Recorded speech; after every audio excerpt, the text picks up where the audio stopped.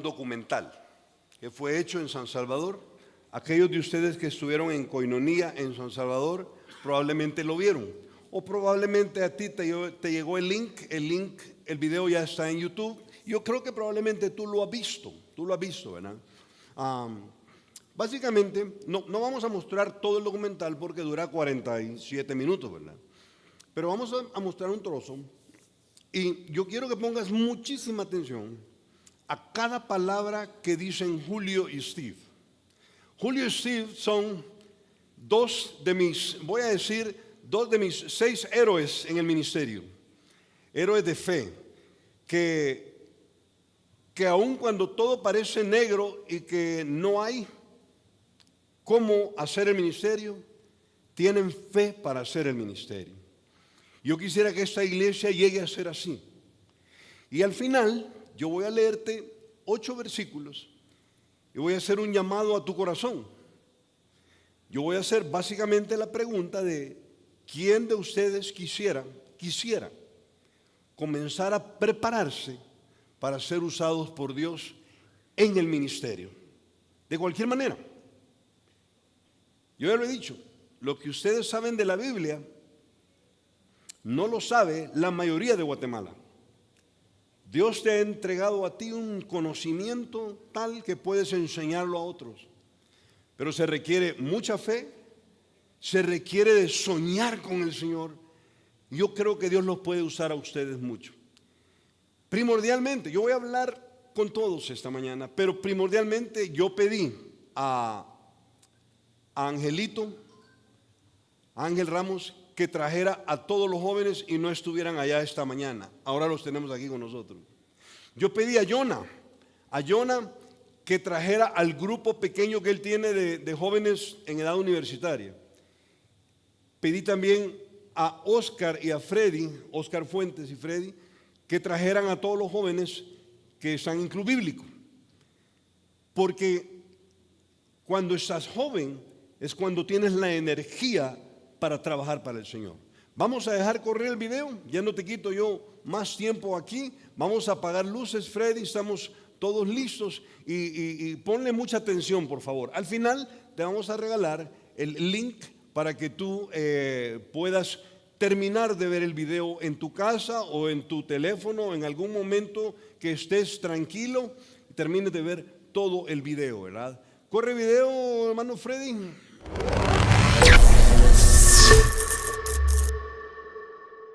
De repente siento que Steve me ha dado un puñetazo en la cara. Y yo dije, ¿qué le pasó? Y él cuenta la historia que él cree que yo le había dado, ¿verdad? Le había pegado. Pero atrás de mi hombro, ahí atrás del muro, estaba una comunidad tutunichapa por el río Acelhuate. Y a veces tiraban cosas ahí arriba.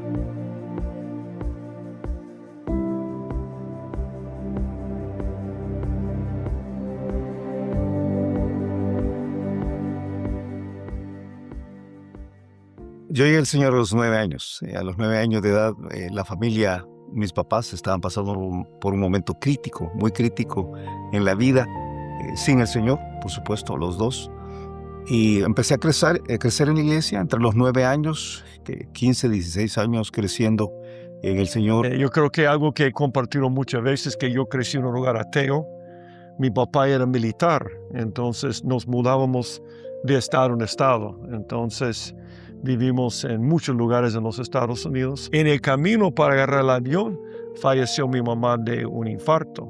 Entonces esto fue tremendo, por supuesto, porque mi mamá era todo para mí. Estaba a la deriva durante esta etapa de mi vida, de los 14 años a los 17 años, buscando.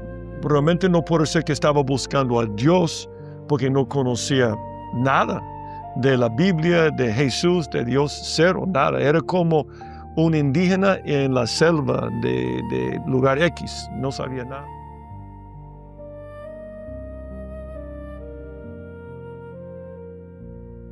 Cantábamos, cantaba Pati todavía canta, ese es uno de sus dones y talentos.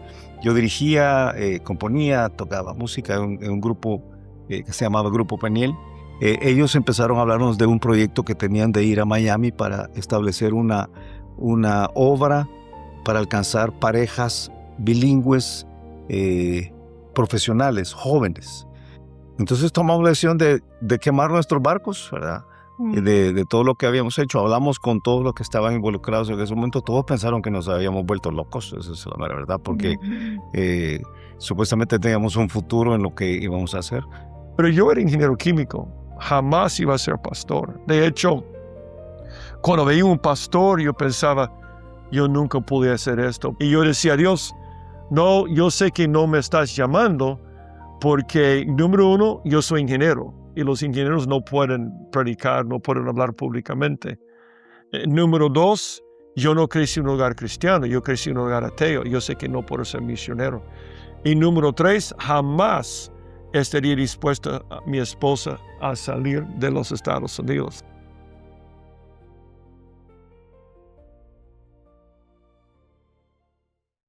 Entonces voy a la embajada y nos dice, usted lo que necesita es haber sido ordenado como pastor, tener tantos años de ministerio, tener una iglesia allá que le apadrine, otra iglesia acá que le envíe, tener tantos. Y yo dije, yo no tengo todo eso. O sea, entonces allí Dios puso un alto a esa idea de ir a Miami, pero ya nosotros habíamos quemado todos los barcos. Y sí es cierto, causó incertidumbre o sea, bueno, Dios, si tú pusiste en el corazón aquello, ¿por qué ahora está cerrándose las puertas en esto? Cuando él me dijo, yo sé, lo repitió 3 veces, yo dije, uy, vine un bombazo. Y entonces que Dios quiere que nos vayamos a El Salvador. Y yo así, en frío, parada en la cocina, con comida en mi mano, lo dejé allí. Y en frío yo dije, mándeme un postal. Y di la vuelta y salí. Y fue un comienzo de un proceso de 10 días en que Dios me acostó, me puso quieta, me agarró la atención por las orejas y me apuntó exactamente al llamado. Y entendí por medio de Gálatas 2:20 que yo no había entregado mi vida a Dios, como Gálatas 2:20 dice, que estoy juntamente crucificado con Cristo, ya no más vivo yo. Yo había pensado que lo había hecho, pero no lo había hecho, porque obviamente reveló un área de mi vida en que no estaba dispuesta. Durante 10 días, y la visita de Leo que llegó a la casa y me dijo, ¿qué tal? ¿Cómo estás?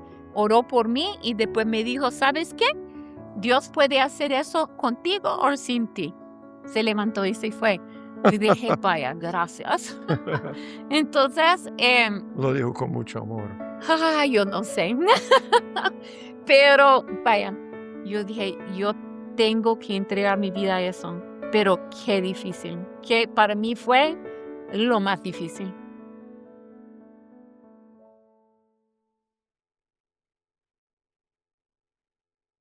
Vino al país un neozelandés, un hombre de Nueva Zelanda, David Wilson. Él vino a dar unos talleres de predicación en la calle para evangelismo, con algo que se llama el tablero, algo donde uno dibuja o pinta en la calle. Un grupo se viene a ver qué es lo que uno está pintando, entonces uno comparte el evangelio. Pero este neozelandés, David, no hablaba español, 0 español, y en la iglesia no había nadie más que le tradujera. Entonces dijeron, bueno, aquí están Julio y Pati, ¿por qué no lo hospedan y eres el traductor durante esos 15 días que él estuvo acá? Yo lo comparo con recibir un batazo en la cabeza, ¿verdad? Porque yo iba en una dirección y fue como que Dios me dijo, no, esto tenés que pensar qué es lo que estás haciendo. Y empezamos a ver soldados, pero docenas de soldados estaban maquillados, o sea, así con camuflaje. La pintura de camuflaje. Ajá. Andaban todos mochilas, pero enormes, y armas así de Y guerra. fue por la calle que subió para Campos Cuscalán. La misma calle, pero había llovido tanto que había ripio y tierra, y parecía que era una calle de tierra, aunque no era. Entonces ellas están en el campo en su mente y están todos esos soldados caminando. Empecé a llorar. Estamos convencidos Yo sé que con ella un proceso más largo de que Dios quería que estuviéramos allá, pero muy complicado.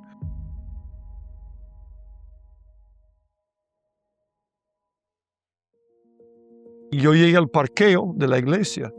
Entonces ahí yo lo veo caminando por el parqueo y en el momento que le doy la mano para saludarle, Y mis lentes se caen. Hay sangre saliéndome de la cara. Y yo dije, ¿qué le pasó a este gringo? Eso fue lo que yo pensé, ¿verdad? ¿Qué le pasó a este hombre? atrás de mi hombro, ahí atrás del muro estaba una comunidad tutunichapa por el río Acelhuate. Y a veces tiraban cosas ahí arriba. Y habían tirado una piedra que había pasado por mi hombro. Entonces le pegó en la cabeza. Entonces cuando se levantó tuvo que ir a Seguro Social y todo. Y así comenzó nuestra Amistad. Siempre he Hermandad. pensado, fue una hermandad de sangre. Eso comenzó desde temprano en la vida. Sí. Cuando se recuperó dijimos, vamos a ir al centro para evangelizar. Y comenzamos a platicar sobre nuestro sueño de comenzar una iglesia tan fuerte en evangelismo como discipulado.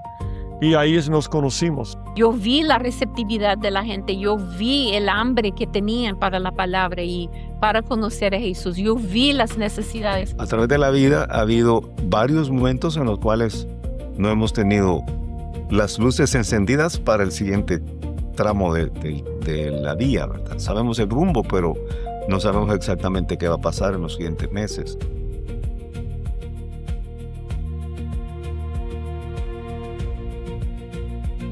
Bueno, yo usaría la palabra impactante.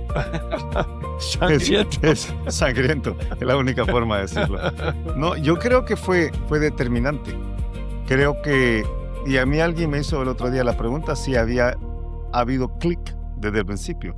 Yo creo que sí, hubo clic desde el principio. Creo que Dios tenía preparado esto de alguna manera.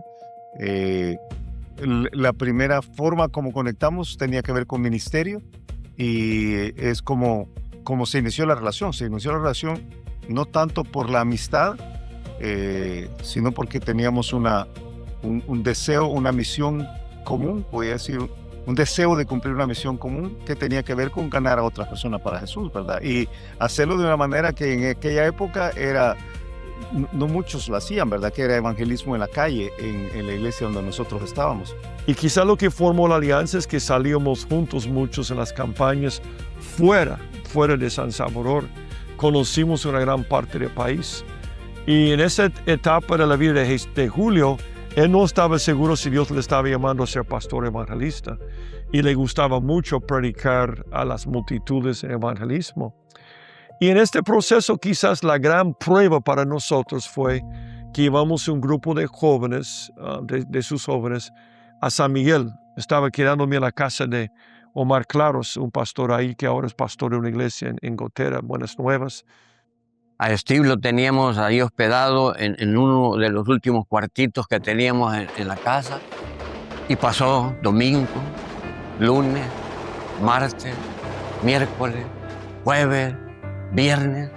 Y yo me acuerdo que empecé a raspar hojas de jocote, las junté con sal y empecé a comer. Y yo me sentí bien. Entonces le digo a Steve si quería.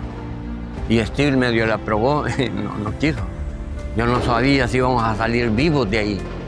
En medio de la balacera, Julio Contreras, hijo, y Víctor Quito se atrevieron a atravesarse casi toda la ciudad para llegar donde nosotros y rescatarnos. Iban con unas banderas blancas y yo sentí, ¿verdad? Además de sentir ese alivio, dije, ¿cómo se atrevieron a exponer su vida para venir a sacarnos? Nosotros bien podríamos salir, pero llevar ese gringote alto, que por más que se agachara, siempre sobresalía, ¿cómo íbamos a hacer? Entonces me parece que le dimos un trapo medio que se le pusiera aquí. Yo conseguí una valijita de esas antiguas que ando buscándola para enseñarle y decirle, Steve, de estas valijitas fue que te dijimos que llevaras. Le dijimos para medio camuflajear. Agarra Steve esa valijita y esa valijita así se miraba a la par de ese gran hombre. miraba a Steve y Steve iba medio agachado con esa valija, los balazos por todos lados. Steve quería ir diciendo cosas y Vilma camino le dice, cállate Steve, solo camina y seguí el camino. Lo dije desde que nos conocimos los tres en Iglesia Bautista Miramonte. O sea, ver la pasión de Steve por ver a la gente convertida, complementada por Julio, el maestro de la Biblia y pastor de ovejas. O sea, te puedes imaginar sumar una cosa con otra, lo que va a salir de ahí. Entonces, desde el principio yo lo vi y dije, ellos son. Y hasta ahorita no ha habido un momento en donde yo diga, no, ellos estaban. Es que yo voy a decir algo que quizás suene un poco raro. Yo creo que Dios fraguó la unión de Julio y de Steve para comenzar a trabajar juntos en el ministerio.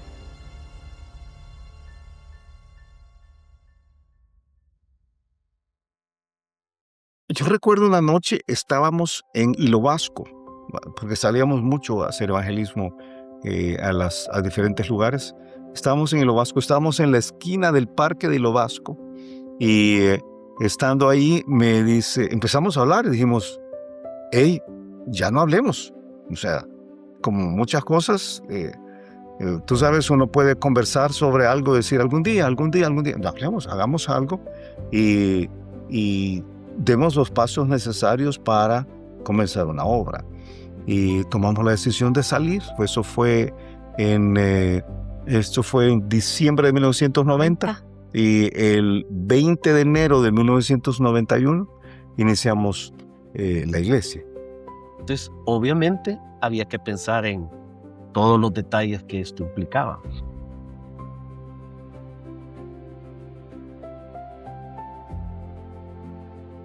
Entonces el sueño era salir para fundar una iglesia que fuera fuerte en el evangelismo, ir haciendo evangelismo de cualquier manera, y que los que se fueran convirtiendo fueran siendo enseñados sistemáticamente en la palabra. Ese era el sueño. Y comenzamos a platicar sobre nuestro sueño de comenzar una iglesia tan fuerte en evangelismo como en discipulado. Y ahí nos conocimos y salieron con los jóvenes. Entonces Julio siempre lo que él hablaba era que él quería una iglesia que cumpliera la gran comisión.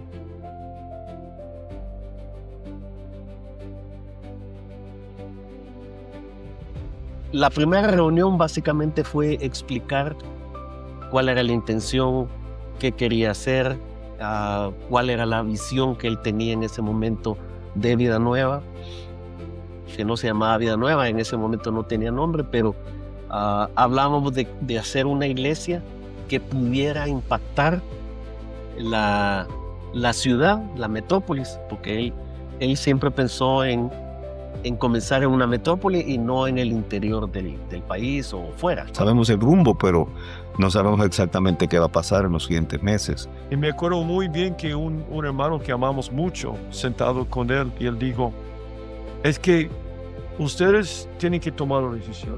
¿Quieren ser una iglesia del barrio, él usó esta palabra, no de colonia, de barrio, o una iglesia de la ciudad? Y yo no sé, yo creo que en tu caso también nos hizo pensar, ¿queremos influenciar toda la ciudad o la colonia Miravalle, Montebello y ciudad satélite? Y tomamos la decisión de tratar de ganar toda la ciudad. Individualmente nos daba mucho miedo pensar que íbamos a dejar los planes que teníamos de largo plazo para la vida y que íbamos a ir en otra dirección, ¿verdad? O que Dios desconocida. La dirección que no conocíamos. Sí, que nos parecía en un sentido fascinante, en un sentido atemorizante. Y llegó el momento en donde salimos para fundar Vida Nueva San Salvador.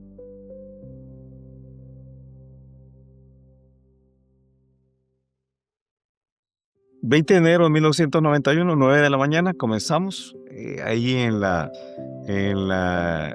colonia Miravalle, calle Génova 391, literalmente. Quitamos la sala, como decíamos hace un ratito, y ponemos las sillas. Somos algo intensos. Sí.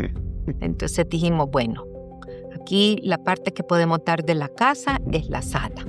Así que se va a la sala y queda una iglesia. No íbamos a estar moviendo cada semana, sino que montamos literal la iglesia. Sí, hasta que Entonces, tuviéramos un lugar hasta que tuviéramos un lugar donde irnos permanentemente. Y abrimos comenzamos, el portón. abrimos el portón, pusimos un rotulito allá afuera en un ring de llanta con un rotulito así chiquito que decía Iglesia Bautista de Villanueva, que alguien había ido a pintar en algún lugar. Eso no recuerdo quién fue, pero lo pusimos allá afuera y comenzamos. Y lo más tremendo es que el púlpito estaba a la par de la puerta principal de su casa.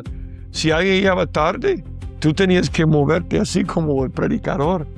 Ahora, mucho compañerismo, mucha cercanía. Cada cumpleaños todos llegaban, cada té de mujeres. De hecho, llegué a la primera té de mujeres para compartir el evangelio.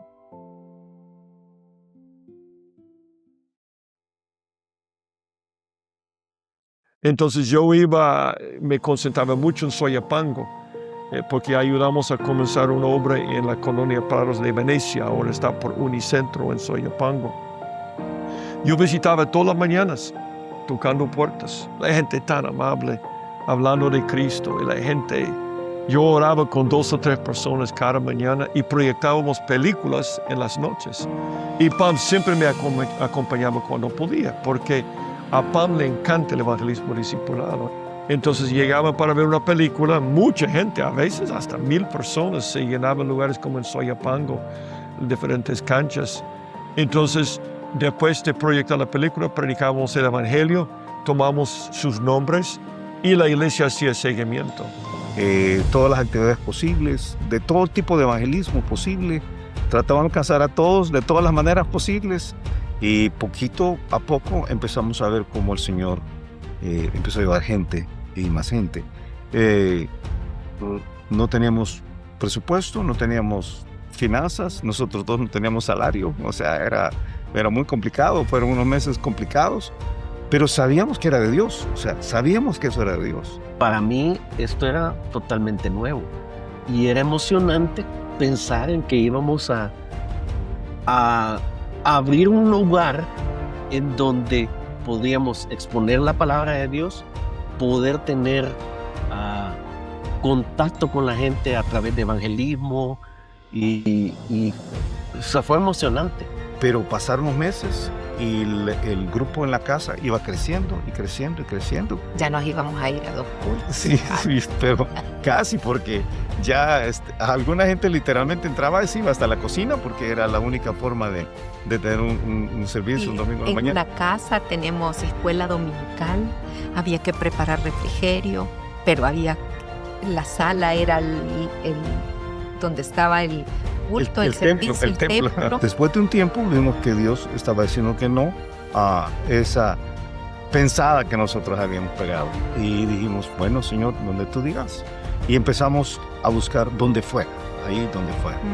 Porque me acuerdo que lo que dijimos es, busquemos alquilar quizás o un local o una casa en una de las arterias principales de la ciudad, porque hablábamos de exponer la iglesia a la ciudad.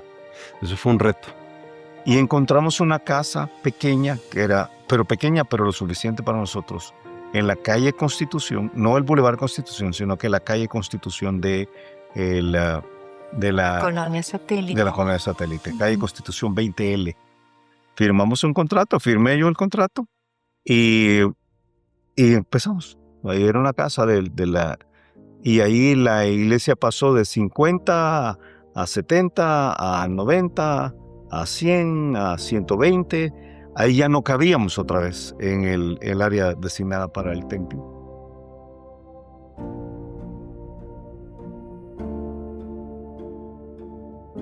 Yo he visto la mano de Dios en muchos momentos para hacer que la iglesia creciera más. La provisión para el primer terreno fue un milagro. Sí. Seguimos haciendo lo mismo. Vamos a evangelizar, vamos a compartir el evangelio. Hagamos actividades donde las personas puedan conocer al Señor. Enseñemos la Biblia, hagamos discipulado, ¿verdad? Cuidemos a las parejas, cuidemos a las familias. y Dios estaba trayendo más y más personas. Pero necesitamos un lugar. Entonces empezamos a buscar un lugar. El terreno que vimos fue este que está ahí frente al redondel, que creo que hay una venta de baterías todavía. Pues ese terreno fue él. Solo que costaba 1 millón de colones. Y nosotros en ese momento éramos quizás involucrados en la iglesia, éramos unos 50 o 60. Entonces yo me acuerdo que hablamos con la congregación de querer comprar el terreno. Hablamos de varias personas y logramos reunir una cantidad. Alguien en la iglesia podía prestar una cuenta de ahorro en los Estados Unidos en dólares. Entonces decidió que iba a prestarnos $50,000. Y con esos $50,000, el colón subió hasta arriba de 10, que nunca había sucedido en la historia. Y cuando hicimos el cambio, cambiamos a más de 10 colones por dólar. O sea, fue increíble, porque esto le sacó mucho dinero a ese préstamo, entre comillas. Pudimos pagar el terreno, lo compramos entonces prácticamente cash, voy a decir así, al dueño del terreno. Y me acuerdo que lo compramos, estábamos contentos y tuvimos primer culto ahí, que fue un domingo en la tarde-noche, con focos de esos tipo vintage, ¿verdad? Puestos ahí. O sea, todas las cosas que sucedieron para poder comprar el terreno fue un milagro y nos hizo crecer. Tuvimos que después vender el terreno porque no tenía espacio suficiente para un templo de este tamaño. Y no nos dieron permiso, y no nos daban los permisos. Ocurrió que nos banearon, que para construir ahí, el tipo de edificio que queríamos construir, había que hacer un montón de parqueos. Entonces nos pedían una cosa de parqueos. Querían que construyéramos 2 pisos para abajo, 2,5 pisos, dijeron, para subterráneos de parqueos. Y entonces el costo era imposible y en esa época los métodos constructivos eran otros. Pero de alguna manera se supo de la finquita. Aquí donde estamos, Miralvalle, era una venta de cerveza, un bar. Y le llamaban la finquita porque había un montón de árboles. Entonces, otro milagro que está vinculado con esto es que cuando no había terrenos en esta zona, nada, cero. Y era doble del otro terreno. Pero en un año se había duplicado el valor del otro terreno. Sí. Y logramos comprar esto. Sí. Yo me acuerdo muy bien que Julio le dijimos a Vilma de Camino, que era la administradora, por favor, hermana, busca otro lugar, un lugar más. Y salió en venta este lugar, que era cervecería de Las Brisas. Era bien chistoso porque cuando comenzamos a reunimos en una champa, donde la gente llegaba para beber y todo esto. Y yo no sé cuántas veces alguien llegaba para entrar, hey, viene para el culto, y cuando se daba cuenta que no era cervecería, salía al mismo tiempo.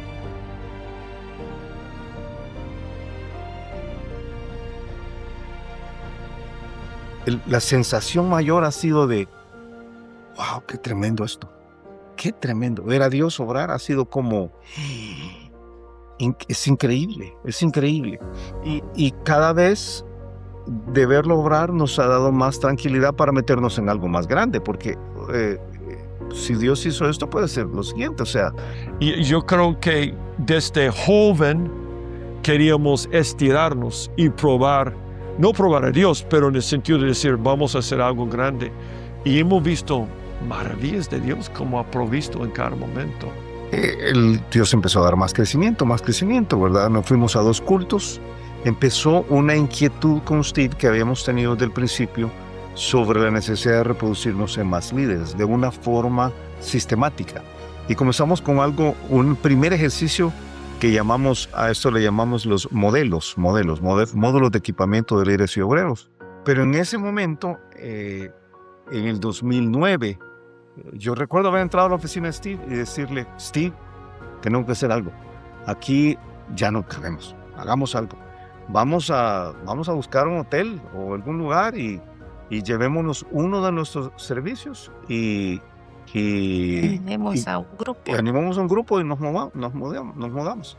Y ahí vino la parte de tenemos que pensar de una forma diferente. Julio había hablado de una iglesia la iglesia del oeste, me acuerdo. Sí. Iglesia campus original del oeste. Quizás una sola iglesia en el mundo que tenía 2 campus, porque no era una idea nueva. Estábamos en el pasillo Sí, y sí. Julio me dice, ¿qué pensás? Y dije, hagámoslo. Hagamos el lunes. Y entonces pedimos a alguien que fuera a hablar al hotel que ahora se llama Hilton. Y la siguiente semana estábamos comenzando el proceso para contratar el siguiente campo.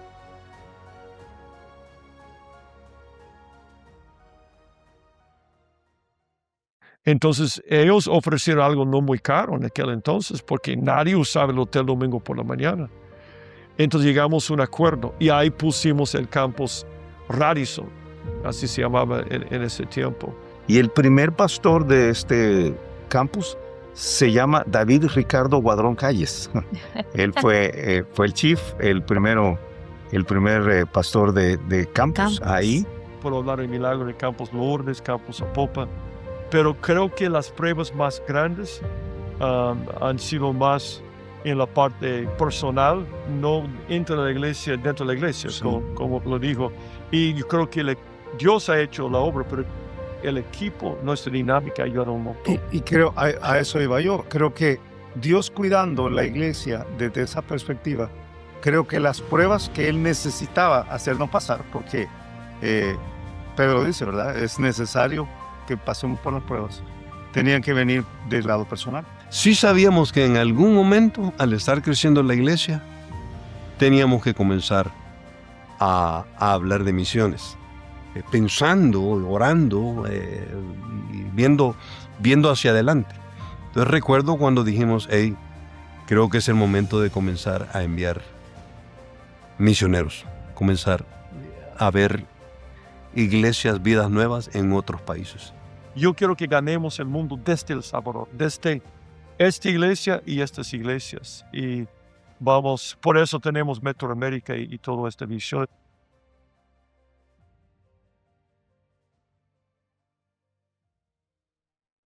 Para que la obra continúe con fuerza, necesita un liderazgo más joven, proyectarse para 20 o 25 años más. Y nosotros no vamos a estar en 20 o 25 años más, nos guste o no nos guste. Y yo siempre molesto a Julio porque un día él dijo a un grupo de personas, es que Steve y yo tenemos que salir en unos años. Entonces yo molesté y dije, ¿por qué no me consultaste, verdad? Y yo dije, me hizo la camita en este momento. Pero no es cierto. Creo que Julio y yo estamos tan unidos que pensamos de esta forma, de ministrar juntos y en cada momento. Y Julio tenía toda razón. Es tiempo para que nosotros demos las riendas a otros. Y ya yo sabía que, los dos sabíamos, pero con Steve, pero yo sabía que la mano de Dios estaba sobre Chief, ¿verdad?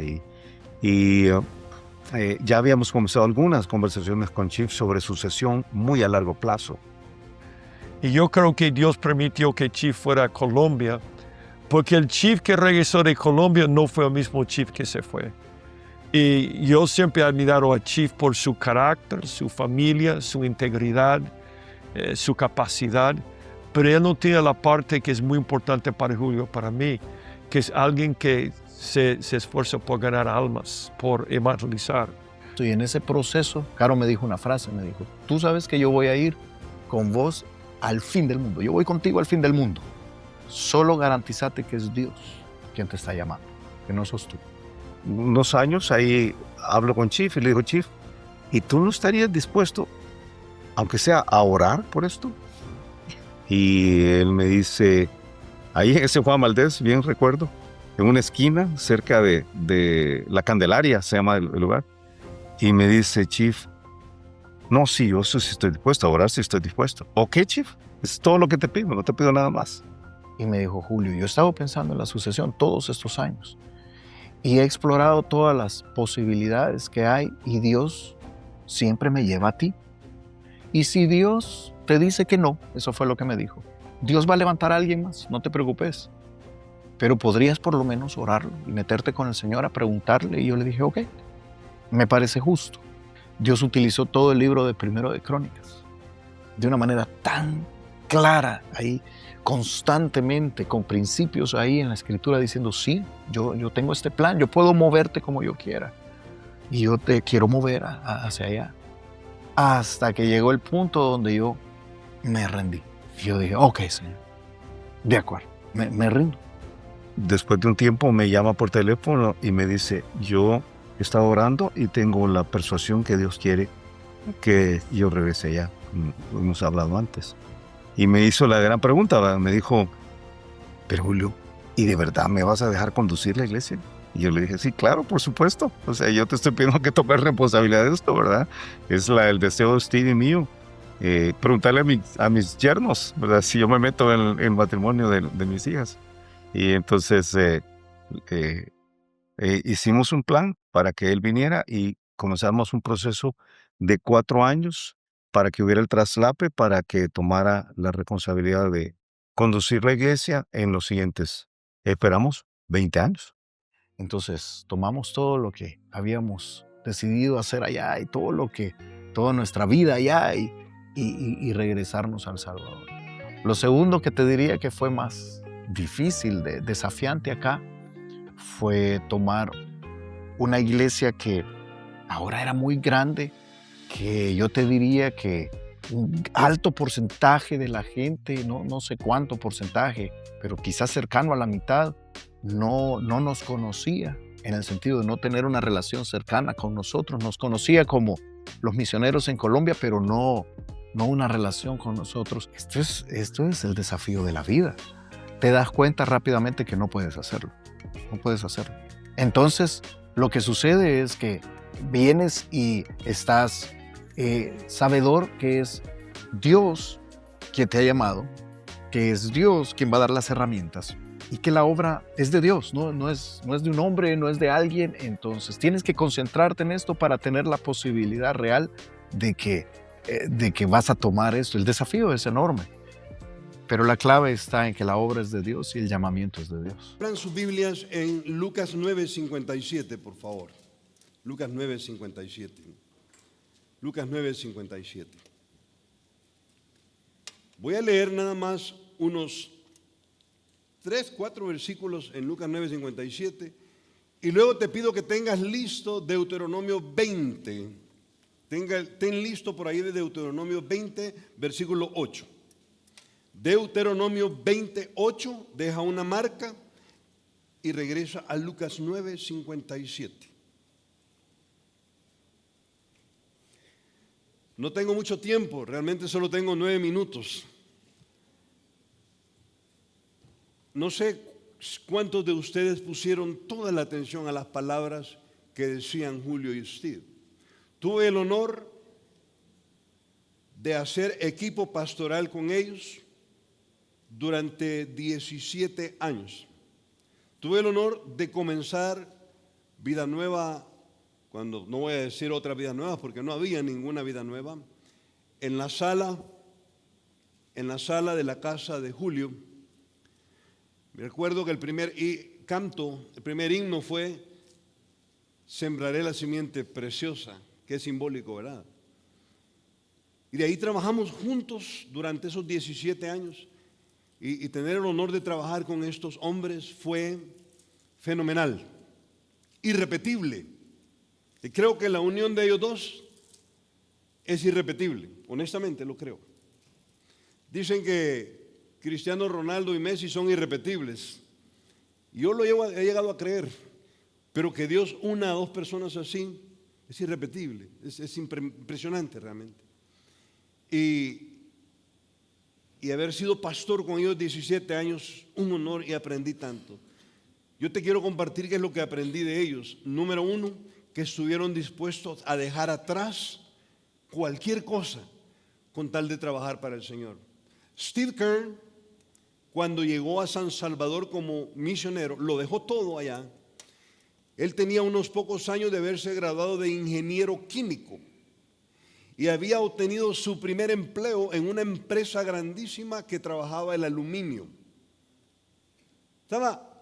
El hombre estaba listo para el sueño americano, iba a hacer plata. Julio en ese entonces estaba listo para salir para Miami para trabajar con la gente hispana o jóvenes hispanos. Y Dios lo llamó a trabajar para Él, compartiendo el Evangelio a toda persona y enseñándole la Biblia a quien se convertía. A mí algo que me gusta de ellos, si ustedes lo escucharon, es fe, mucha fe. No sé cuántas veces dijeron, no había dinero. Y era bien difícil. Y en un momento donde escuchaste que ellos dijeron, no teníamos salario nosotros dos. Y era bien complicado. Y Dios a los que llaman muchas veces los va a probar. Y si Dios te va a usar a ti, te va a llamar y te va a probar, porque Dios es un Dios que prueba la fe. Y otra cosa es que no les importó su familia. Claro, no quiere decir los abandonaron y los dejaron expuestos a las balas, de ninguna manera. Pero Dios me está llamando, no importa mi familia. Y en estos versículos, vente conmigo por favor al 9:57 de Lucas. Yo lo prediqué hace 2 domingos aquí, pero yo no creo que fui entendido. Por eso yo quiero revisarlo de nuevo con ustedes. Mira lo que dice. Está hablando, el Señor Jesús está a punto de subirse a una barca. Y dice así, yendo ellos, uno le dijo en el camino, Señor, te seguiré a donde quiera que vayas. Ahora mira la respuesta del Señor Jesús. Él le dijo, las zorras tienen guaridas y las aves de los nidos, y las aves de los cielos tienen nidos, pero el Hijo del Hombre no tiene dónde recostar la cabeza. ¿Sabe qué le estaba diciendo el Señor? Si de verdad quieres trabajar para mí en el reino, te vas a cansar y casi no hay tiempo de descansar. O algunas veces tu descanso va a tener que ser sacrificado. Yo no tengo ni siquiera dónde recostar la cabeza. Qué impresionante. Pero hay un segundo que le toca la espalda y le dice lo siguiente, en el versículo 59, y le dijo otro, sígueme, y él le dijo, Señor, solo déjame primero que vaya y entierre a mi papá. Jesús le dijo, deja que los muertos entierren a sus muertos, tú ve y anuncia el reino de Dios. Qué tremendo. Este segundo, su tesoro era su familia, mi esposita y mis hijitos. Yo no los voy a dejar abandonados. Y no se trata de dejarlos abandonados. Pero cuando el Señor ve que tú idolatras a tu familia y qué es lo que te detiene para predicar el Evangelio o para enseñar la Biblia a otros, Él te va a decir, no estás apto para seguirme. Qué impresionante. Y viene otro, y miren el 61, le dice, entonces también dijo otro, te seguiré, Señor, pero déjame que me despida primero de los que están en mi casa. Ahora, está hablando de su núcleo familiar. Déjame primero que me despida de mi familia. Y despedirse de mi familia era dejarlo todo atrás. Y el Señor le dice una frase impresionante. Mira lo que le responde. Jesús le dijo, ninguno que poniendo su mano en el arado mira hacia atrás es apto para el reino de Dios. ¿Quiénes ponían la mano en el arado? Los que iban a empezar a trabajar la tierra y sembrar la semilla. Óyeme, el ministerio se trata de compartirle a Cristo a quien no se ha convertido y de que aquellos que se convierten sean enseñados y los que son enseñados sean entrenados para trabajar en el reino de Dios. Y yo te dije que te regalo un versículo más. Vente conmigo por favor a Deuteronomio capítulo 20, versículo 8. Deuteronomio capítulo 20, versículo 8. Oye, qué interesante aquí. Ahora Israel saliendo a la guerra. ¿Quiénes van a ir a la guerra? ¿Quiénes van a ir a pelear las batallas? Deuteronomio 28 dice, y volverán los oficiales a hablar al pueblo y le dirán, ¿quién es hombre medroso y pusilánime? Vaya y vuelva hacia su casa y no apoque el corazón de sus hermanos como el corazón suyo. Te hago una pregunta. ¿Qué quiere decir medroso? ¿Que tiene miedo? ¿Qué quiere decir pusilánime? Pusilánime. Yo sé que suena fuerte, pero es la palabra cobarde. Suena duro que Dios esté diciendo eso. ¿Quién es aquel que dice, sí voy a ir, pero luego alguien le dice, no hombre, no vayas? Entonces dice, sí, no voy a ir. Ese es pusilánime porque está cavilando entre dos decisiones. Mira qué tremendo lo que dice así. Aquí dice el versículo 8. Volverán ellos a decirle al pueblo, ¿quién es hombre medroso y pusilánime? Y cuando hay un miedoso y que se acobarda, oye esto, lo que dicen los oficiales, mejor regrésese a su casa y no apoque el corazón de sus hermanos, ni tampoco el de él. ¿Qué es apocar el corazón? Es desanimar a los demás. Lo que está diciendo aquí Dios es, si alguno va a ir a la guerra y tiene miedo y se acobarda, mejor regrésese, porque va a desanimar a los demás y se va a desanimar a él mismo.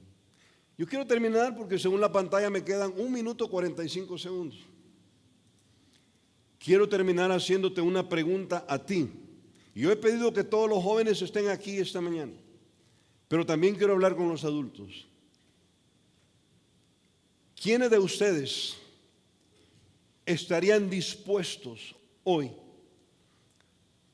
a decirle a Dios, al Señor, a decirle, yo, Señor, estoy dispuesto a prepararme para ministrar?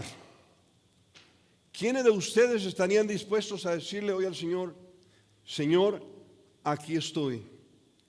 Y no importa si tú me pides que deje mi empleo y voy a vivir por fe, pero yo me quiero comenzar a preparar para trabajar para ti en el ministerio.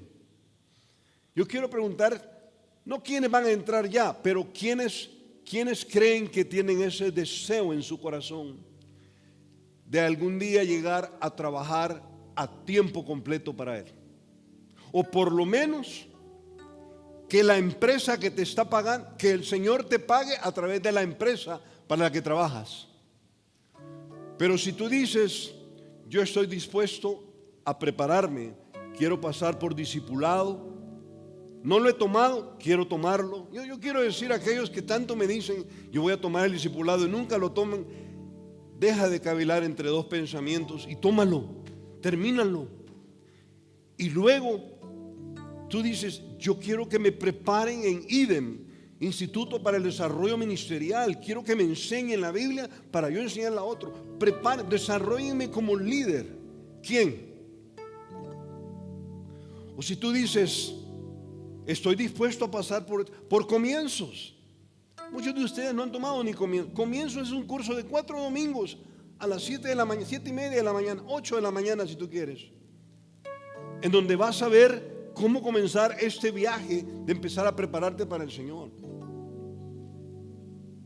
Y que cuando termine IDEM, tú vas a entrar a algo que se llama la Academia del Equipamiento de Líderes, para ya algún día salir y comenzar una obra. Hemos hablado con Iván, con Freddy, con Vini, lo hemos hecho varias veces, de que soñamos con tener un campus aquí en Guatemala, de esta iglesia, que de esta iglesia salga un campus y que vayan, yo no sé, 5, 6, 7 familias a comenzar vida nueva. Yo no sé, ponle nombre. Vida Nueva Norte, yo sé que todos mencionaron la región de donde vienen. Vida Nueva Villanueva, Vida Nueva Carretera, Vida Nueva Antigua, Vida Nueva Chimaltenango, Vida Nueva Tecpan, Vida Nueva Shela, Vida Nueva Quiché, hermano. Vida Nueva Quiché puede ser. Pero hay que comenzar por el principio. Déjate de cosas y entra a comienzos. 1. Déjate de cosas y termina el discipulado. Prepárate. Yo no estoy diciendo yo quiero entrar al ministerio ya, pero ¿quiénes de ustedes estarían dispuestos a decir, heme aquí, Señor, prepárame a mí, yo estoy dispuesto a salir? Veo varias manos levantadas, qué bueno. Yo voy a pedir otra cosa que requiere más valor. Cuánto joven, qué bueno lo que estoy viendo. Cuánto joven. Yo voy a pedir que te pongas de pie, vamos a orar por ti en este momento. Voy a pedir a Iván que pase aquí, por favor. Como los pastores generales de Vida Nueva, queremos orar por ti. Dios les bendiga. Qué bueno, ¿cuántos? Wow. Veo jóvenes allá atrás también. ¿Hay algún otro joven que dicen, prepáreme a mí? Quiero verte. Muy bien, muy bien, muy bien. Veo a otro poniéndose de pie. Muy bien. Muy bien, Tisri, veo tu mano. Muy bien.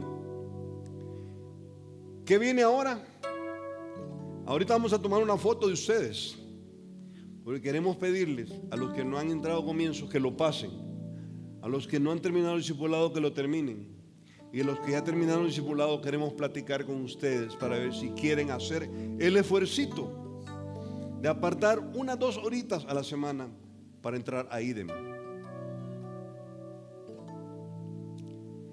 Vamos a orar. Puedes comenzar tú, Iván, orando por ellos, que Dios los use y yo termino, hermano. Oremos. Padre amado, tú ves aquellos que se han puesto de pie, aquellos que quieren ponerse de pie, Señor, pero tú ves y tú pesas los corazones, Señor. Si tenemos la disposición real para hacer tu obra, Señor, para lo que tú has puesto en nosotros, Señor, que puedas cambiar nuestros sueños. Quizás a veces queremos un mejor trabajo, viajar, una casa, un carro, pero todas esas son cosas que se quedan, Señor. Amén. Todo lo entendemos, Padre, y queremos hacer tu obra, Señor. Ayúdanos, Señor, a que este deseo que está en nuestro corazón se convierta en prácticas reales, Señor. Danos el deseo, Señor, de compartir nuestra fe. Que no necesitemos de una campaña, que no necesitemos de ir a otro lugar, Señor, sino que ahí con nuestros compañeros de trabajo, con nuestros compañeros de estudio, con los vecinos, adentro de nuestra misma casa, Señor, podamos compartir la fe. Padre, que podamos prepararnos, que es lo que tú quieres, Señor, por medio de las estructuras que tú nos has dado a nosotros, Señor. Comienzos, Crece, IDEM, ¿qué otras cosas, Señor, que tú nos das? Pero Padre, que nos permitas mantener el enfoque en aquello que tú quieres para cada uno, Señor. Tú has dado a cada uno de los que está aquí de pie, has dado un pequeño mundo alrededor, Señor, para que lo transformemos, y Padre, para que podamos predicar las buenas nuevas de salvación, Señor. Danos el querer como el hacer, Señor, como dice tu palabra, para que podamos realmente llevar a esto, y Señor, que podamos soñar realmente con esas campus, con esas misiones, con algunos lugares donde tú nos vas a llevar, Señor, para poder hacer tu obra, Señor. Yo pongo en tus manos el corazón y la voluntad de cada uno de quienes se ha puesto de pie. Lo pedimos en el nombre de Jesús. Señor, gracias. Gracias por cada uno de estos hermanos y hermanas que se han puesto de pie, Señor. Ellos lo que están expresando, Señor, es que quieren prepararse para que cuando tú los llames a dejar todo, Señor, ellos vayan equipados. Señor, multiplica Vida Nueva Guatemala, que crezca, no para que hablen de nosotros, que crezca esta iglesia para que te conozcan a ti, que se rindan a ti y trabajen para ti, Señor. Mira todos los que se han puesto están dispuestos a compartir el evangelio, Señor. Y como bien decía Iván, no es necesaria una campaña, que aún nosotros lo podamos hacer. Gracias por todos los jóvenes que están aquí. Gracias por la vida de Oscar y Mónica Fuentes, Señor, y todos los líderes que están ahora ganando a tanto joven, Señor. Gracias porque ahora están aquí. Gracias por los jóvenes de ID Now que son pastoreados los domingos. Gracias por cada discipulador aquí, Señor, que ya está trabajando para ti. Gracias por cada maestro de escuela dominical que muchos domingos no se sienta a escuchar el mensaje porque tiene que enseñar la Biblia. Gracias por cada líder de grupo pequeño, Señor. Están trabajando en tu mies, Señor. Pero mira todos ellos, Señor. Te pido que los equipes tú. No nosotros dos. Porque no hay nada bueno en nosotros, Señor. Equípalos tú con tu palabra, Padre. Gracias por esta mañana tan preciosa. Gracias por el ejemplo de Julio, de Steve, Señor. De Leo Humphrey, que salió ahí también en una de las fotos, Señor. De Jeff Adams. Hombres que desafiaron nuestras vidas para dejar todo atrás e ir a ganar a otros, Señor. A llevar la luz a las tinieblas, Padre. Gracias, Señor. En el nombre de Cristo Jesús te lo decimos, Señor.